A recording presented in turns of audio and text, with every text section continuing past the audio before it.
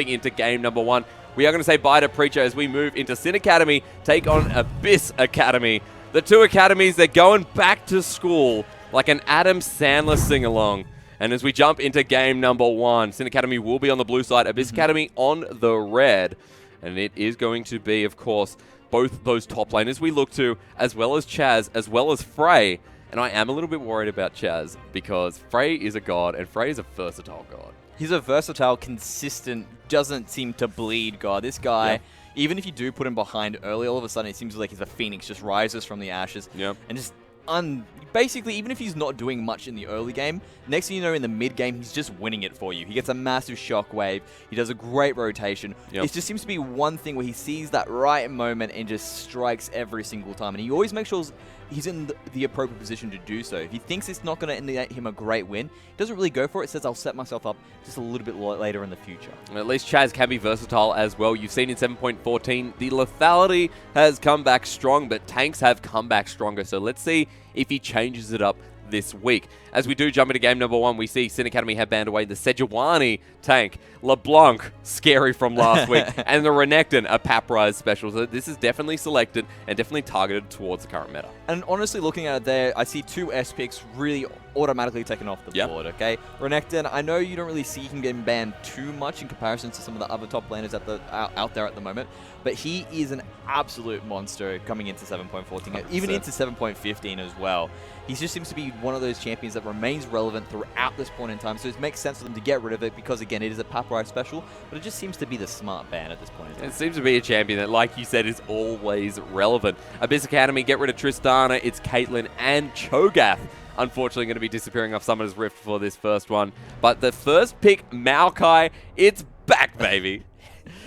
It just seems to be like basically the tree just never leaves the meta. Never leaves. Always branches never out. Leaves. It seems to have roots deep within the ground, and every time they think they've managed to pluck him out, it just makes his way back into it. And he's such a comfortable pick. I love this because Tekka has been a tank player. He's been a Galio player, and now there's a priority on a different tank. Abyss Academy, look at that. They're going to pick up the Xayah. They're going to pick up the Thresh as well. And I do like the idea of them going for those safer picks as well in their bot lane. Forces Sin Academy to actually get that pick as well, force out the bot lane picks, because now all of a sudden you go, great, so they've picked their bot lane. We don't want to get banned out on our own bot lane. We have to pick that now instead. All of a sudden that allows us to then go for a counter pick in the top lane and not give away too much what's going to be happening in the mid lane. They're prioritizing the Thresh over the Rakan, and Sin Academy snatched that one up, as well as the Kalista. Kalista, a champion that, look, Squidgy has been playing the Tristana, but I feel like Kalista fits right into his playstyle as well. Absolutely, and what I really like about the Kalista-Rakan combination is how much you can really do with it in a team competition. You'd be surprised how many different types of engages will come out purely because Rakan goes in, then he comes back, then he goes back in again, and then he comes back again. So it's just... Sorry, how does that go? He goes in? Goes in and out. In and out. He's doing the hokey pokey. He's doing a bit of spin about. I mean, he kind of does turn around, like as he's walking, naturally. Yeah. It's just absolutely You're ridiculous. onto something, I'm onto Mendrix. something here. You're onto something, man. Feels pretty good to be in 7.14 where we're like, hey, we don't know what's going to go on Champ Select, so we can talk about doing the hokey pokey. It's going to be Gragas as well locked in, and I feel like that could be a Papyrite special now that he doesn't have the Renekton, but we're going to have to wait and see because it is a pretty good flex. Into the second ban phase, and they focus the mid lane priority against Chaz. That is going to be the Talon taken away, and Nah away from Papyrite. And I like how what Sin Academy have done here as well, because actually what both these teams have done. Because if you look at their top laners, technically, they can also go into the jungle as well. True. Nothing has really been given away. Gragas can jungle. Maokai can also go into the jungle as well. He can, so those flex, he's one of those new picks. So all of a sudden, he couldn't do it before, and now he can. Basically leveraging the fact that he can always throw those seedlings into the brush, force those camps into the middle of it, they just blow up on top of everything. AoE special. It's disgusting. Absolutely. Yeah, Use the word disgusting. I want to use the word disgusting purely because if you actually know there's a specific way that you can put in a clear for it, you can basically get level 3 within a minute. Or like less than a minute. You're talking about is it the red buff leash? Yeah, the red buff leash, where you do that, but then with him, he just does it quicker than everyone else because he leaves seedlings around in special places, and then once he does that, he just immediately gets a level 3, goes for that early gank. You just cannot deal with it. It's just so much. Not even cheese anymore. It's controlled. The Orianna and the Nah you saw banned away by Sin Academy, and the Kha'Zix was the final ban against Praelis. So Abyss Academy, they had this opportunity to lock in the Jarvan, and that could potentially be... that could either be a Jarvan jungle. Again, it's a double flex. I feel he doesn't really have the same strength in the jungle anymore that he used to. It's one of those situations where, he can do it, but but he just has so much more value in the top lane because he's able to actually pick up those beefy items, those more expensive items where he's a little bit gated when he does go into the jungle and not able to pick up as much gold. And that means he won't be as effective. Well, let's see where he goes in the end, because we know that in the OCS, it's more about the comfortability rather than what's, I guess, physically possible at the time, and that's what we end up calling meta. It is going to be the Syndra locked in for Sin Academy, and with 1 second left, oh my word, are we going to see the Aurelia locked in? The Aurelia coming through, so that is going to be a Maokai jungle, baby. And that's where we go. That's what I love about it, having that flex in place. You think it's going to be in the top lane, but all of a sudden he makes it work in the jungle. And also they go, you know what? We know exactly what's going to be in the top lane for Abyss Academy. They've got the Jarvan, they've got the Gragas. I feel Aurelia does really well into this. True damage. These guys may be tanks, but she's still able to put up quite a fair bit. And if she gets a Blade of the Ruined King, she will remain relevant throughout the entire game. So a pick that could mitigate Abyss Academy's comp, and we said that if they go even, if they can sort of push this one out, then Sin Academy should be able to execute a lot easier. And against a team that is so good like Abyss Academy, you definitely need at least some kind of personal advantage against this team. Corki was the final lock-in, and Abyss Academy's team comp, I mean, apart from the Corki, that is still, you know, you do have the AP damage coming out of Gragas, and you have this split from Frey. It is a nice, well-rounded composition. Yeah, and I do like actually picking up the Corki as well, because going into Syndra, that's a great pick. He's actually similar to a Lucian to a degree. He's able to move around pretty well, weave in and out of most attacks as things are happening. If he's in real danger, he can Valkyrie away. And the big thing that he provides is going to be that package. The fact he can just move around the map wherever he needs to be causes a lot of map pressure. And if you look at most of the S-tier top laners at the moment, like Talia, mid laners, Talia's top laner Talia. Hey, yes. Hey, look, Galio had a really good stint. Zyda played Talia support last week. Anything's possible now. Anything's possible. As we do jump into game number 1, Sin Academy versus Abyss Academy. And we are looking for this patch to surprise us. And of course, it always does. Nothing is set in stone. The meta is not correct. Or is it? We're about to find out. All right, so as these guys begin to move into play, I'll be interested to see if anyone decides to go for a cheese star. Abyss Academy can actually try and stop Maokai from going for one of those cheeky little plants around if he decides to throw out a whole ton of those seeds. But I think it's going to be standard coming across the board here. Yeah, but the Maokai jungle, we know how he's going to start. He's going to throw a sapling in. Yes. That's going to go. No. Go, Maokai. Not enough. Not enough. Not enough. Mendrix. He's pointing at the screen. He's saying, it was close. It was close. Just not there. That was a hysterics close. That's like, oh, I almost stubbed my toe and the table's like 5 meters away. What's that? Can you define hysterics close for me? Bonobo close. Bonobo close. I am the monkey here. All right. Okay. Self-defined, self-proclaimed, but still a monkey. Okay, I don't know what to make of that in this situation here. See, I love how they put the wards down because then they absolutely know what Maokai has done, what sort of seedling sort of start he's gone for, whether it's going to be super quick or if he's going to be a little bit delayed with a standard start. So you were saying that he can start with the red buff, he can put the saplings in that brush and get the bottom lane to hard leash. I mean, it doesn't look like they're doing that, so it will just be the Raptor start. Will not spot this happening either, so Squidgy never just goes straight on past. Now, I think that they might have the opportunity to actually go in and stop him as well if they would decide to be a little bit cheeky. They decided not to, just get into the lane there. I was thinking at some point they might actually try to get into that brush to get a bit of an advantage and go for a good. Nice knock up straight away. He's already got the grand entrance ever, sending them to the skies. We'll get the first trade, and Sin Academy do bully them out, but it's not going to be enough. What I love about this, though, is it gives them that push early in the bot lane. That means they're able to get to that level 2 quicker, don't have to deal with the Thresh hook as a threat. And this is a nice advantage for Sin Academy to have going into the game. Sin Academy's bottom lane could potentially be some kind of advantage for these guys. And we know how influential Squidgy and Ever have been in their past games. Chaz, yes, we do highlight him, and we say that Tekka can be a building block. There's so many aspects of Sin Academy. But they have to go equal. Abyss Academy are too good of a team that one disadvantage, will we fully capitalize on Abyss Academy, will bring it on forward. All right, now as we look around the map at the moment, nothing too crazy is happening. These guys are playing it pretty much by the books, very careful. Probably won't be having any major attacks until the junglers start to make their way around the map. Gragas is going to be in that bot lane, so I would like to see him make a move there, take advantage of the fact that you do have a Thresh for an easy gank there. Early game's always going to be quiet, but... Very quiet indeed. So, how's your week been, Hysterics? Oh, yeah, not bad, Mendrix. Thanks for asking now. Oh, yeah, no. Doesn't care about me off stream. You're a horrible person, Mendrix. I'm a horrible person. I'm not that bad. You're not that bad? I'm not that bad. I'm not amazing. I'm not gonna say that I'm not gonna say I'm a saint though. Okay. You tell me. You tell me. I think I'm a good guy. I carry you in solo queue sometimes. All right. Well, hey, Pralis is having a bit of a slower clear. I feel like Swaith is caught up, and not even caught up. He's kind of been ahead. He's going to get the ward around the dragon. He starts rotating down as well, and Swaith, level 3, will now just pick up these golems. Or at least not. Well, Swaith does have a clear advantage going with this jungle because he has the ability to do on-demand terrain, or basically moving around the terrain, whereas Maokai needs to get the vision of the camp in order to actually use his Twisted Advance. Yeah. And even if he does that, there's no guarantee he'll make it across or be able to do it in time if he's not too quick. So it's a little bit unreliable for Pralis to make his way around the map, whereas Swaith, on the other hand, he pretty much can go, sweet, I'm going to just body slam over the wall here, no worries. I'm not going to body slam into the wall. Great mechanic, that makes sense. These two junglers have been known for playing the Kha'Zix, like both of them in time. And for them to now go to the tank meta, it's a change. Excuse me, I've got to die quickly. Pralis and Swaith, both individually, not tank players.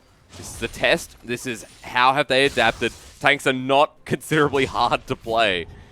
But it is a different playstyle, and I think we should take that into account. It's definitely an adjustment. Yeah. That's what we have to look at. All of a sudden, you're no longer the person who's carrying the game, you're enabling. You have to make sure that you're the right person. Speaking of carrying, this is the damage from Aurelia, that true damage that just seems to never go away until you've got 3 items, and even then, she just picks up a Blade of the Ruined King, and it's back! It's back? It's back. So you wouldn't go for the Trinity Force first anymore for Aurelia? Oh, you should probably go Trinity the Force for Aurelia early. But first? Yeah, first. You get the Blade of the Ruined King later when you need that percentage health damage. Okay. So basically, you can sit back, basically go for a Sheen first, and then probably follow up with the Phage. Yeah. Afterwards, basically, you then finish up your Trinity Force. I love Aurelia's interactions, which is like, sweet, everything's low, ching, ching, ching. You can tell it's been a while since we've seen an Aurelia in the top lane. That's why the like observer's stuck on there. That's what's happening. Cash register Aurelia. New skin idea. All right, every time she gets a minion, cha-ching. You get the cha-ching coming through. That death sentence, you see, will actually just pick up a minion instead and couldn't. A little bit let down by that, but he has gone coin. Swaith continuing to invade. There you go. Meow's going to spot him out. He's like, come back here. You know what? That's fine in this situation. He's still going to be able to keep his camps there.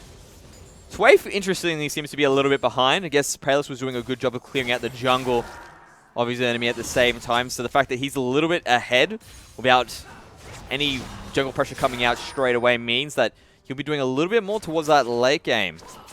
Especially because of that engage tool that he brings in his ultimate now. Not the same as it used to be. A very simple ultimate beforehand. But it is a Sin Academy composition that, I mean, it does suit them this time. I think we've got to give a little bit more credit in the drafting phase. I think the curveball of the Aurelia makes a lot of sense, and Sin Academy have played this early game quite nicely. It's only 6 minutes in, but it is slow-paced. It's how Sin Academy should have been playing last week, and this is an adaptation that we were wanting to see, and I'm glad we're actually seeing it in their game of the week. Yeah, I love that point. They seem to be a team that excel at those late-game team fights, and for them to have this team built together that seems to manipulate that well. You've got great neutral objective control with the Callista. All of a sudden, you have the ability to force team fights that typically, you know, if a team doesn't want to take it, all of a sudden, great. Callista's managed to get 2,000 spears into this Baron. We need to get to her ASAP before that Ren goes off, and they basically have a massive objective at their back. And you can see that for Sin Academy, each lane is holding their own. Tekka up in this top lane, continuing to trade back and forth with Paprise, but Grasp of the Undying looks to be some kind of great device. And really has been the top lane choice. I like how Tekka has opted in for the Phage instead of for the Sheen. I mean, typically speaking, you are more susceptible to jungle ganks in these more competitive levels where you do have them saying, yep, I'm going to do my CC now, then you follow up with your own crowd control afterwards, and you pretty much die if you don't have that little bit of extra HP at your back. So going for the Phage means that, yeah, it doesn't have the same amount of damage, but has that little bit of extra utility to make sure she can get away if things get a little hairy. And Paprise finding that control ward means it might open up Swaith up in this top lane, so he's going to push it out. Swaith is in this top lane, is level 6, Pralis is as well. So he's going to have that fresh new ultimate off Summoner's Rift. As the Ents go marching one by one, we could see an opportunity in the mid lane. A slower pace again. Seems like it is working. Prayless finally encroaching on Sway's side of the jungle and will find his blue buff. You know that they do have the bot lane priority as well, so immediately they come on out to help him, make sure that's going to be free. It's going to be up to Swaif to realize, okay, they're going to be going for my blue buff, so I just need to make a move here, and already is calling Paprise himself as well to make a move towards that blue buff. Oh, giving it to Chaz. I mean, that was the intention. They missed the first time, but Swaith will respond. You saw that there was a ward that spotted them out. And Frey going to considerably do this quicker. Yeah, Abyss Academy, we expect nothing less from them. And it's just blue buffs traded at 8 minutes in this game. Yet to find our first blood. But all lanes pretty much dead equal. We will finally see an engage down the bottom lane. Ever using the ultimate. Squidgy. Fate's Call was used as well, but that will burn the summoner out of KO. Flash or Ignite, I would call Worth on the side of Sin Academy there. All of a sudden, that opens up a very big target on KO.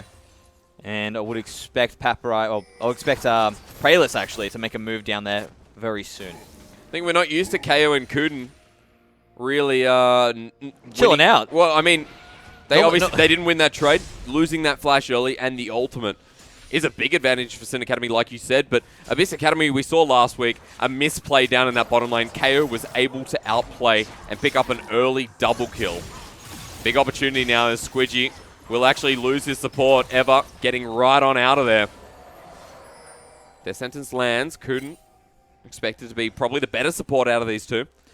And what I love about that combination of the Rakan and the Kalista is the fact that one of the big advantages of having the Kalista ultimate up or just on hand is the fact that you can sort of put your support out there to hold the lines, keep people at bay, make sure it's okay, and that can just pull you back in just before you're about to die for that clutch move. But Rakan doesn't really need that. Doesn't need that aspect of it because he can basically jump out himself if he's in trouble at any point in time. Puts a little bit more risk on the Kalista, but at the end of the day, you can use her ultimate a little bit more liberally, and it forces a flash out of KO there. And Frey has package available, and he's going to use that to push up the wave and start his roam down. Goes over a control ward for the second time, and now he's going to spot this one. There you go, Maokai. Ah, damage, I love it. Does not save the control ward, but it gives it a good try, and the package will actually expire. As Frey not going to pick anyone up with that. And Swaith, for the third time, gets the same Scuttle Crab, so he's putting a lot of pressure on this first Dragon. Even though it's only Cloud, he's getting a lot of vision priority and at least securing that bottom lane. So the Abyss bottom lineup can actually push out.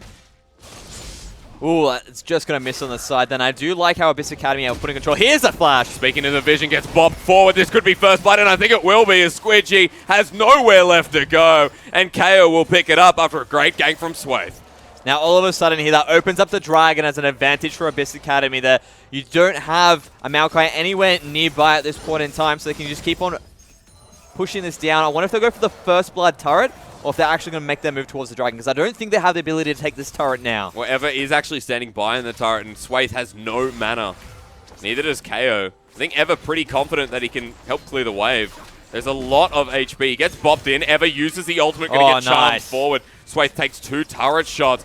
Great ultimate from Ever will actually keep the turret alive. That will save the turret. That allows Maokai to actually get some extra farm. As you can see, he decided to jump his way into Swaif's jungle and steal that up there. Abyss Academy do get the advantage of that with the first blood. A bit of extra control in that bot lane. And the fact that they do have a Xayah, KO is so dangerous when he gets a little bit of an early lead. We've seen him pop off before. He can definitely do it again. We saw Frey actually spotted Prayless out in the enemy jungle. In Abyss Academy, their top laner, Paprise, is he playing safe? Paprise is making his way up. Ultimate comes through from Tekka. Doesn't have enough mana to follow through, but it might not matter. I think that was just softening him up for this engage. March of the Trents, here we go. Threat from Lord of the Rings itself gets knocked airborne. Prayless becomes untargetable. Great work from the Sin Academy top laner as they balance the aggro and pick up a kill. That was such a great setup by Sin Academy. They get Tekka to use the ultimate early, make sure they can put a decent amount of damage to the Paprise, making the dive effective. They juggle the aggro of the turret well, and it just seems textbook from Prayless coming in, saying, yep, he's low, here comes my ultimate, there is no chance you can get away. And there's Sin Academy with a response.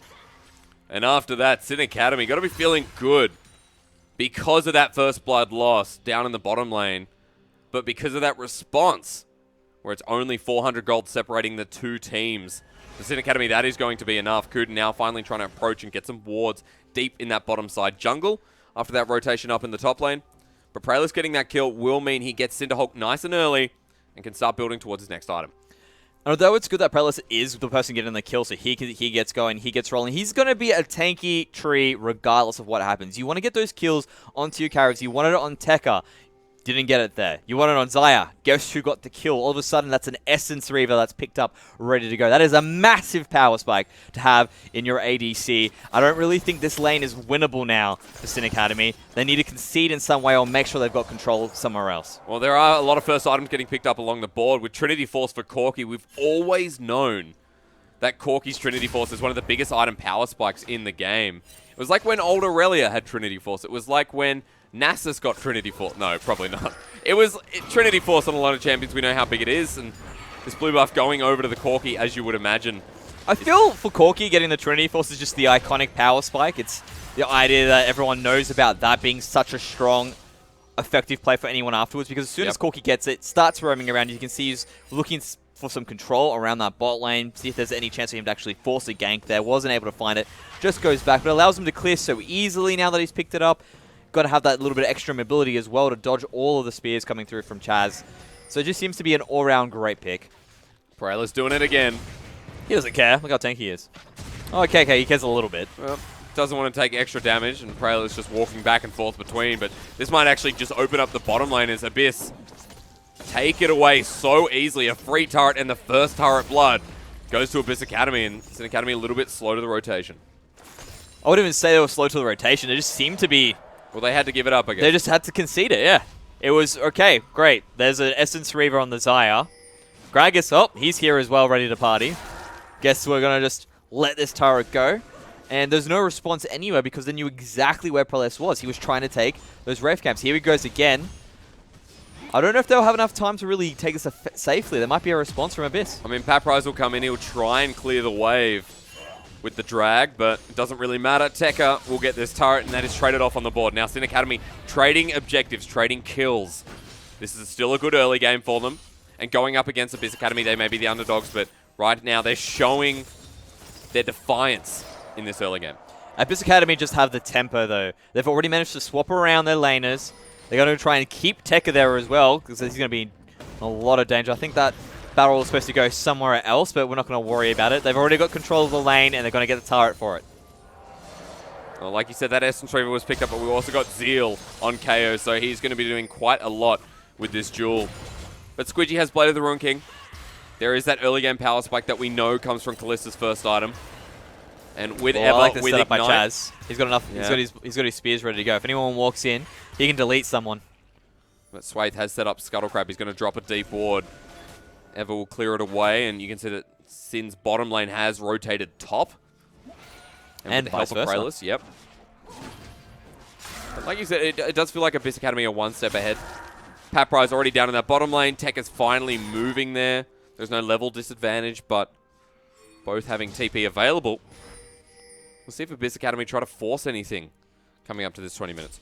So a big improvement that they've got here is already that idea of lane assignment. If the bot lane swaps, you want to keep two members up there, throw your bot lane up there as well. So immediately when they see that, they go, yep, let's get our own bot lane up in the top lane now as well to sort of slow this advance from Abyss Academy. They may have the tempo, but we are going to keep up at least. But they're forcing more. And the forced flash from Squidgy as the package comes through. Teleport the response. Death sentence nicely timed. But Tekka will not find a Thresh going in on him, and Sin Academy do survive. And that is a teleport and a flash blown for basically a Valkyrie package. That is absolutely worth for Abyss Academy. All of a sudden, they can decide to make a move for that Rift Herald, most likely, because Paprise will be able to set up a lot of extra control in that bot lane. Someone needs to go out there and deal with it, and he can go for a nice roam. Praelis now, while clearing out a ward, will spot out Abyss Academy, Frey, and Swaith. 17 minutes in this game, we have had a calm first game of Week 6. And it's been nothing but controlled mechanical play where, okay, we're trading. Okay, guys, we're trading again. That's kind of been the bare bones structure of Game 1. And Paprise just looks like he's worried about putting some deep wards.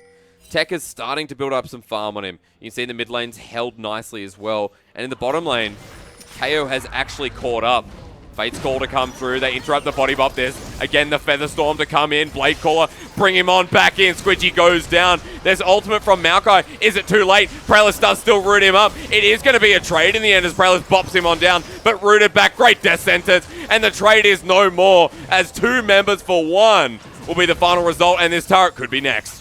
If you keep on putting pressure on a spot, eventually it is going to break. Sid Academy were unable to actually be there in time when that pressure was pushed through from Abyss, and Abyss Academy take that turret again, and they're now well and truly in the lead.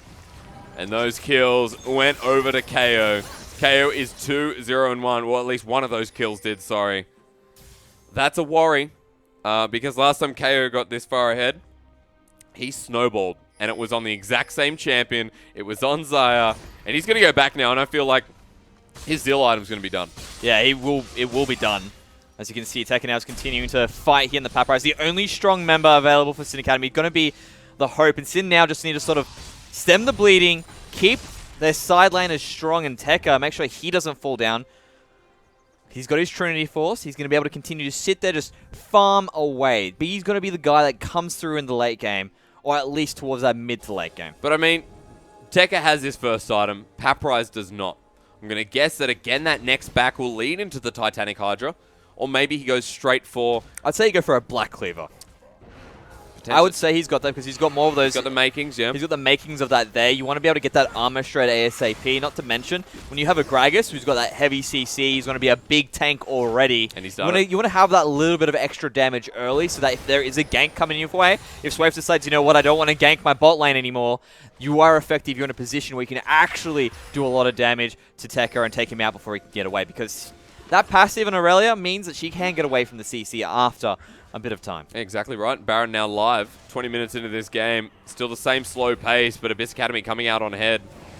2,000 gold in their back pockets and continuing to grow. Frey, when he gets his rapid fire cannon, that is going to be scary. And potentially, third item, go into something like the Infinity Edge. We still see Corky's doing that. I love that. That's when you know you're versing a Corky, when you don't have a health bar. When you lose everything that you've ever loved. You've ever hoped Corky. for. Ladies and gentlemen, the guy who rides on Earth.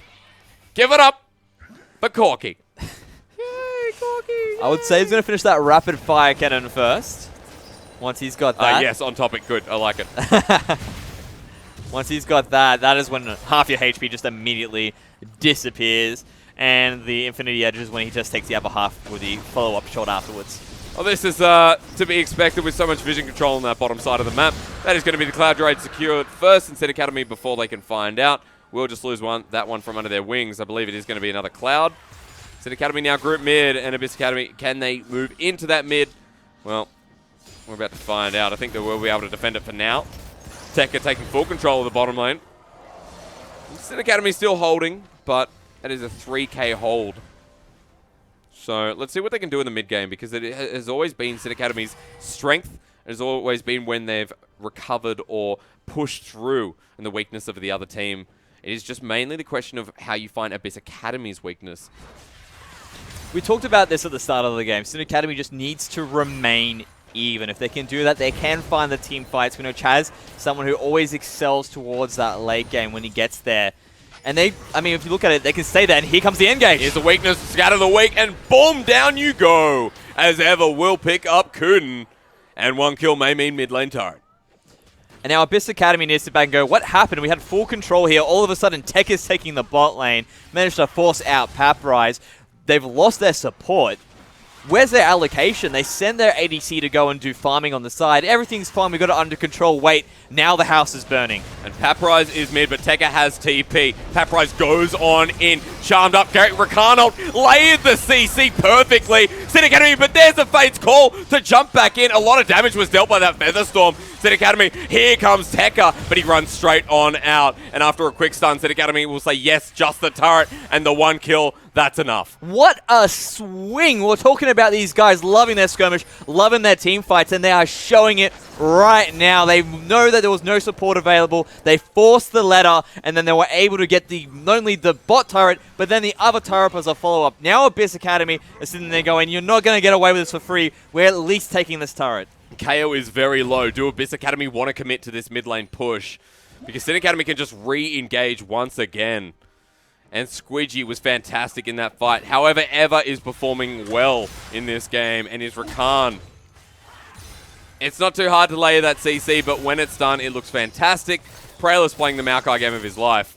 And you just got Tekka on the side, who is 50 CS up on Paprise.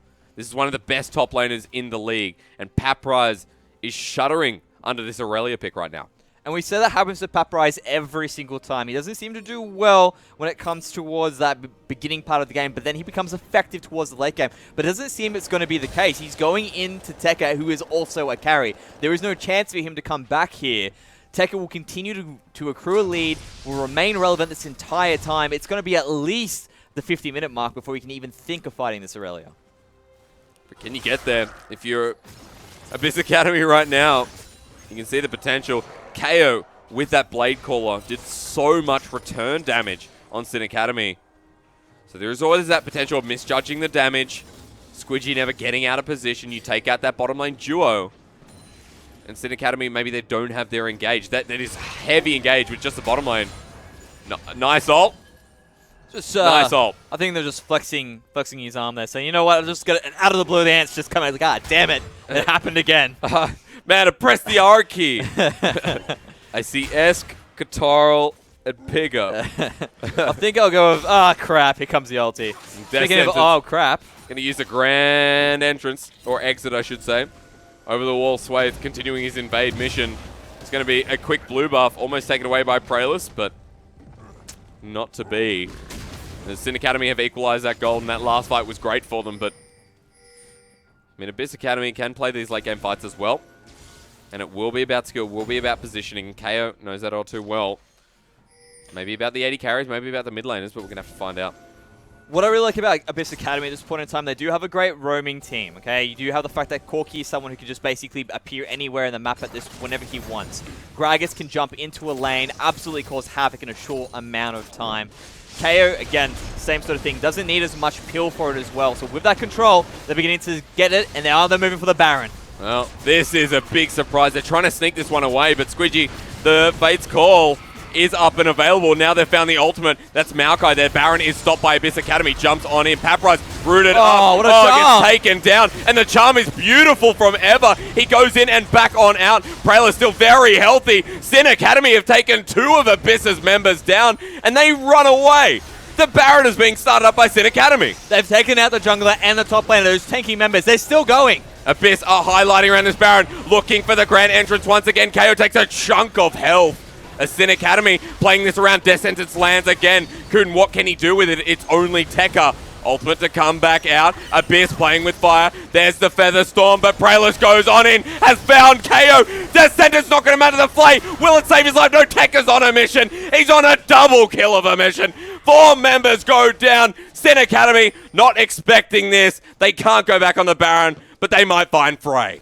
Frey, run straight away, because I don't think you're going to live to stay another day. And he could get a penta. Absolutely ridiculous. I've seen this before. Tekka goes on in, finds a stun. They flash forward. They keep him safe. Not to be, as Tekka will find the final kill, and Sin Academy will get all 5. These Baron calls in the OCS are going to be the death of me. I thought I was going to have a heart attack when I saw that fight continue for Sin Academy. I thought, okay, cool. They're going for the Baron. They've got the Kalista. Abyss Academy did a great job to hold them off after they missed out on getting the Baron there. And I think these guys need to say, you know what, let's just wait a little bit longer, or at least kill someone before we go for this massive objective.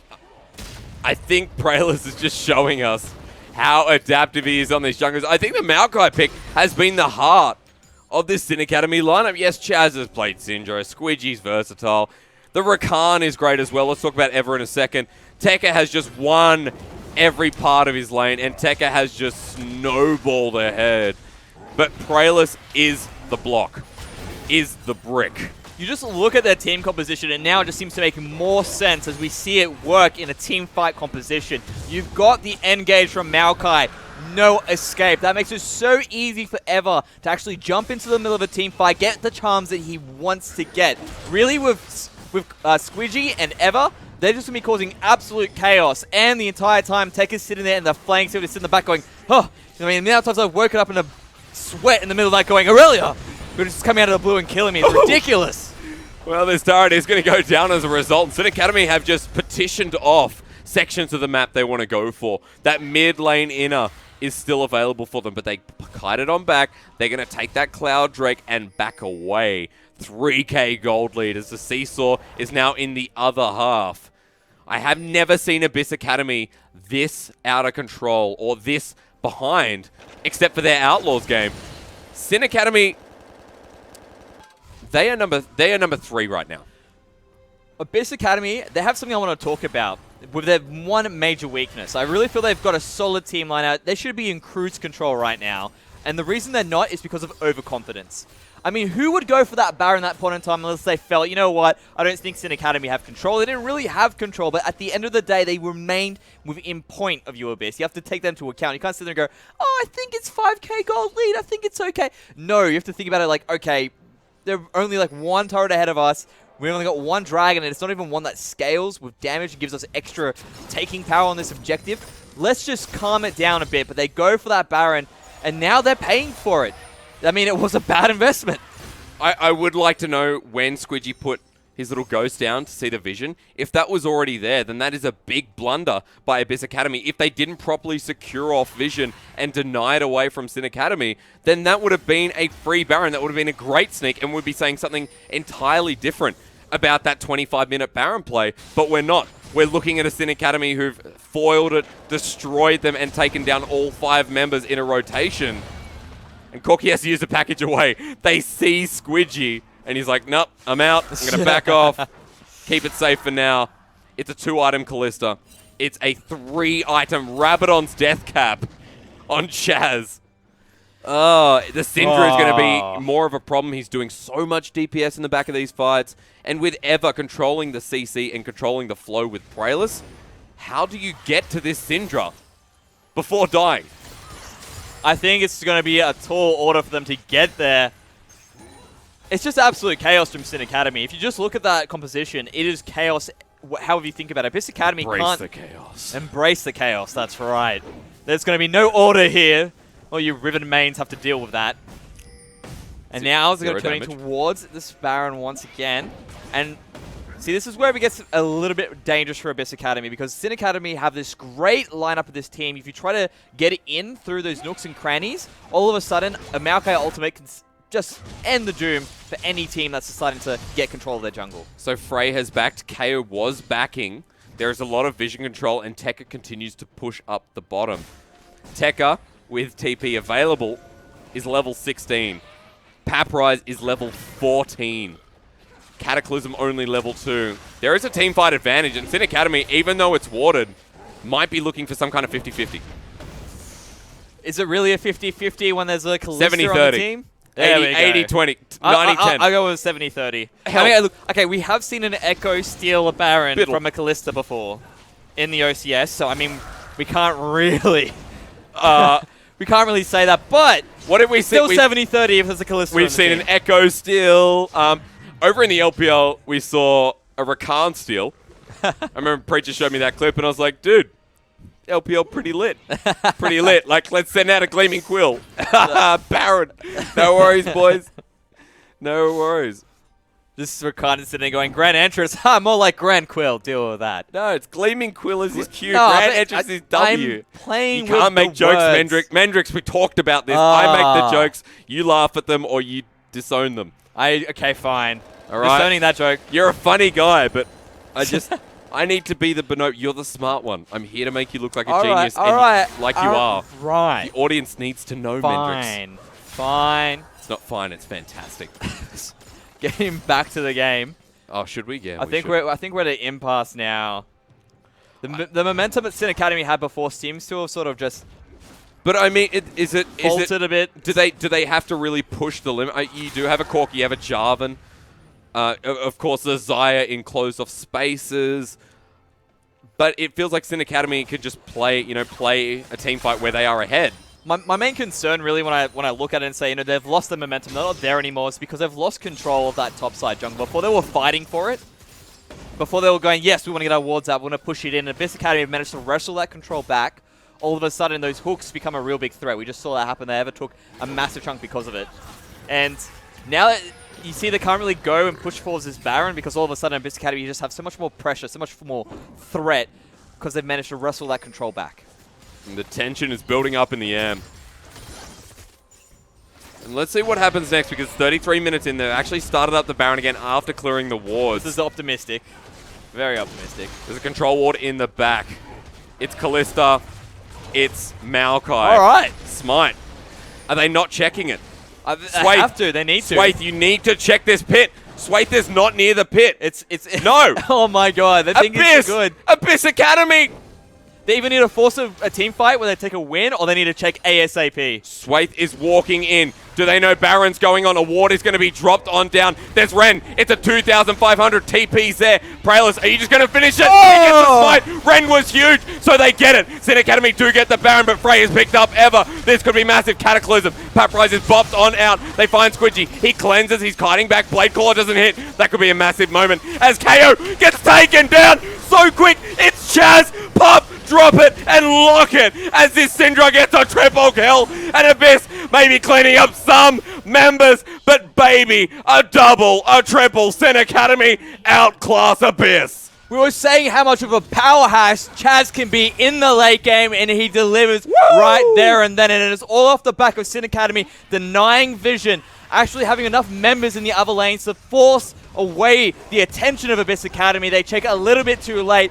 That rend was questionable. I was like, oh, my heart stopped for a second. Calculated. My heart stopped for a second there, but they get the Baron, win the team fight. Look at how much they're taking for this. I don't think there is a way back for Abyss Academy after that. I think we need to have a look at how Chaz performed, because coming through that, we're saying, yes, Abyss Academy could have this fight. It's going horribly wrong. Frey picked up one. But there's an ultimate, when we do get there, there's an ultimate we have to question from KO. And if that landed, could Abyss Academy have won that fight? But what a great performance from Chaz, who just comes in, cleans everyone up. That scat of the week, beautiful. Dragon is now live. This is easily going to be Sin Academy's, unless Abyss Academy force it and Sin leave it. Abyss Academy want that consolation prize. They lost the Baron, but almost 8,000 gold in the lead, Mendrix. I do not want to fight Sin Academy. I would never want to touch this team where they are right now. Treebeard is on 3 items. He is a monster. And as you can see, Abyss Academy just saying, nope, not touching this. Just going to get away. And this is what I meant for the chance to get back into the game. They're just going to continue to concede these objectives because Sin Academy is just so strong. What can you do? They need to find a pick. That's their only opportunity. And I think Sin Academy are just going to remain now as a solid 5-man unit. There's no need for them to go for any more risky plays because they did it. It paid off. Now they're sitting there. Lovely investment indeed. And now they've got their first offensive Drake of the game. That Infernal with Tekka, who's 3-1-7. You see, as soon as he pops into these fights, he's a disruptor. He is a cataclysmic monster who gets past that line of defense. That's the problem with Aurelia, is that you can CC her, but take off, well, 5 members. What is it, 80% tenacity with 5 members? Or 60%? It's something ridiculous. Something stupid. She's basically able to get back into it, and she's also got that Gargoyle Stone Plate as well. And you might sit there going, well, that reduces her damage. Nope. She's got true damage, and true damage users love Gargoyle Stone Plate. So all of a sudden, she'll be big, beefy, and she's still putting out the same amount of damage. And is she in this lane? Not just yet. Sin Academy will have to deal from the wave clear from Abyss Academy, but she'll be looking for a flank. Either that, or she'll make her way towards a side lane to... But Paprise can't deal with her, can he? No way. Not at no point in time. I mean, he's got 4 items. And he's 80 CS up. There is such a big advantage for Sin Academy right now, and they're trying to contest this turret.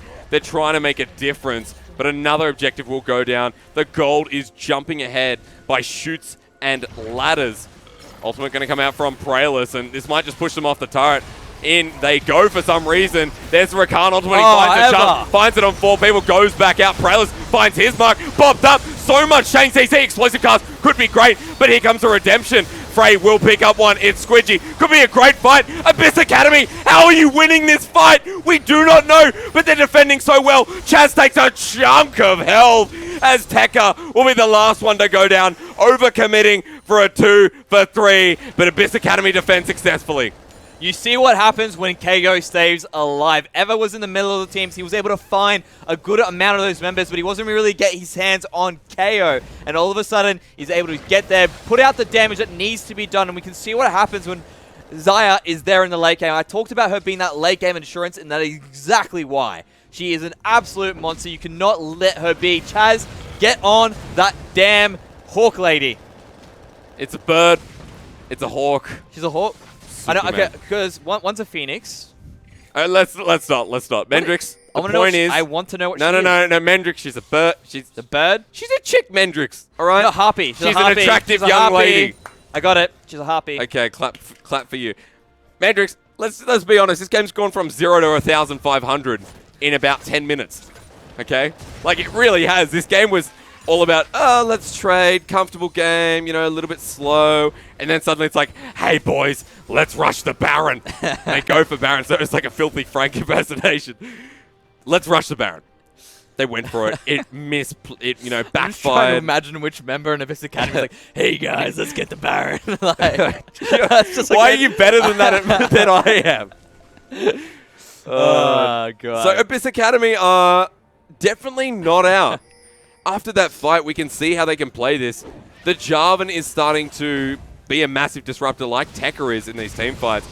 And Frey is putting out so much poke damage, it's crazy. He has the Infinity Edge, he's got the 2 Zeal items, and the last one will of course be the QSS building into that Mercurial Scimitar. As we get a full item Corki, I am worried about the potential of Abyss Academy finding the better poke off and finding the better fight. We saw it happen just before. If they manage to get at least another 3 of those, they're well and truly back in this game myself. Yep. I don't see a way for them to come back, and they show it to me right there. KO, you gorgeous harpy. All you need to do is make sure you stay alive, and you put that damage out. And that is going to be the big point for Sin Academy. They need to identify that and say, okay, someone needs to be on her. Someone needs to make sure she drops to the ground. So it's either going to be Tekka, you are going to be on her every single time, or we're going to have Chaz saving that ultimate for the moment that she missteps, uses that ultimate a little bit too early, steps a little bit too far forward. Well, around that Baron in 30 seconds, expect something to happen then. Abyss Academy setting up for Vision and Sin Academy doing the exact same. Everyone's going to back off, reset, 20 seconds. I expect some big stuff to go down around this Baron pit. Expect Tekka to go in the bot lane. There he goes. Paprice is probably going to look for a group. I'd say he's got a little bit of time now. I'd say he wants to be near his team so they can force a fight without Tekka nearby. If they're able to do that, that's Abyss's opportunity to make sure they keep control around this game. Is that a TP already? He's backing away, so he might look for a Home Guard's teleport flank. Level 18 versus level 17. The top laners are evening out. No, he's going to walk back. Yeah, they do find Scatter the Weak onto Swathe. A lot of damage going in. He body bobs, go to the side, explosive cast. Frey is trying to go for Squidgy, gets him at half health. He cuts on back. Valkyrie used the other way. Massive stun coming through. Sin Academy is still winning the team fights here. You got to wonder, as there's the Root Caller to come on in. The Blade Caller, sorry. They go with the Twisted Advance. They find another. Abyss Academy are crumbling at the knees as it's Swathe who's trying to survive from Raptors. But this could be it. A great flash forward. Tekka finds Frey. And what a game from this Aurelia to potentially close it out. Swathe is not done yet. Never mind, He's done. He was trying to actually cut the minions off there, buy enough time for the rest of his team members to spawn. They're not going to have any minions just yet. As you can see, they're pushing up. Is there one little minion? There's a cannon. There's a little cannon. Mendrix, the game was over anyway. We've got to be realistic about this. These Nexus turrets are going to fall. And Abyss Academy for the second week.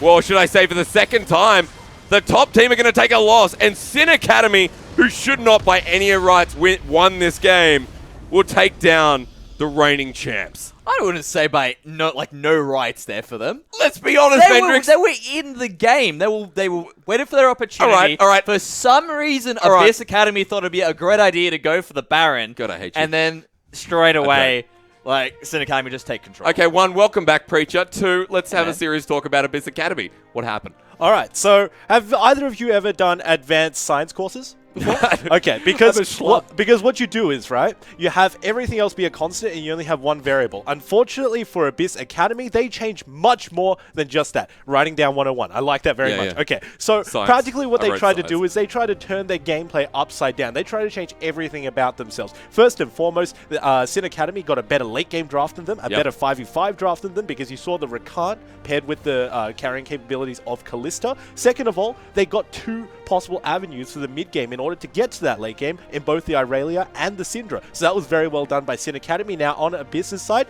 one of the good things that came out of these variables was the fact that they managed to get all these wards down very deep into enemy jungle. And if you ever want to see the epitome of very smart jungling, you have to watch this game over and take a look at the way that Swathe does it. Because the first time that he gets a first blood down on the bottom lane, he knew for absolute certain that Praylist was over on the top side, because all of that jungle down onto the bottom side was watered out by him, and he knew that there were no more camps there. So there's no good reason for the Maokai to be down there. He has to farm the top side, goes in for the gank, easy. Does it again, gets the first turret down bottom side. This guy is an absolute genius, but unfortunately when it came to the 50-50 Baron that they questionably started up, they just blacked out for about 20 minutes and lost the game. It was one decision that changed the whole pace of the game, and it was Sin Academy who came out ahead because of that decision. But you have to give it to Praylist, you have to give it to Eva. All the engage tools of Sin Academy performed their role perfectly, and it was a composition that worked for Sin Academy. They finally this week played into the heart of their cards. They got 21, they pulled it out, and they said, we don't need to gamble anymore, it's okay, take our money and run, and they did exactly that. Yeah, I mean, it just looked a little bit too unfortunate in that instance, because pretty much Sin Academy, they were on the back foot, and it almost looked like they had no real way to recover until they got to the ultra late game. But then the Baron came by, and it's just jackpot for them, because they just cash it in. They managed to make sure that the magic resistance debuff was on Paprise of all people, engages onto them, and then the Syndra ultimate just blows him up because he has no MR. I really want to take a step back here and actually talk about Eva. I mean, this man was absolutely insane with those engages he went for, and it works so well when you do have Praylist as the guy that forces those engages, gives him a good lineup, and every single time he was fearless. Went into the back line, made sure he got those charms off, and it really allowed them to make those team fights happen. And I really feel that if Eva wasn't doing what he, basically doing his job to the utmost perfection in most cases, I don't think Sin Academy would have been able to actually force that. That man, he's in my MVP. Yeah, no, I totally agree. But he also had like a sort of free beeline into the back line of the enemy team because of the Fed Maokai. He got about 4 kills before they had the Baron fight, so he was tanky as all hell. He had the Spirit Visage, he had the Cinderhulk, and all of a sudden you just see this Rakan engage after the Maokai, after you've blown a whole lot of your abilities on the Maokai. Bam, no more damage onto that CC bot. Yeah, and I really wanted to also talk about, Praylist. You were talking about the genius of Swathe, saying, you know what, he does a great job. He was very patient to make sure you get those wards down. Knew exactly where Praylist was. Well, as soon as you have a gank that happens there, Praylist goes, sweet, I know you're in the bot lane. He can go straight to the top as well, gets Tekka fed. So both these junglers, they know their stuff. Yeah, I mean, it did really look like a repeat of that. Unfortunately, it just looked like Praylist was a little bit too late because he didn't quite get first blood. He didn't get first turret, but he still was very smart in that way. And you really have to highlight both of the warding plays coming out from both of these two junglers. In the early game, it looked much better from both of these two teams, so you got to commemorate them both on that. Definitely a calmer Sin Academy lineup, and they will take game number 1 of OCS Week 6. We said how important it was for these teams in this week to take wins.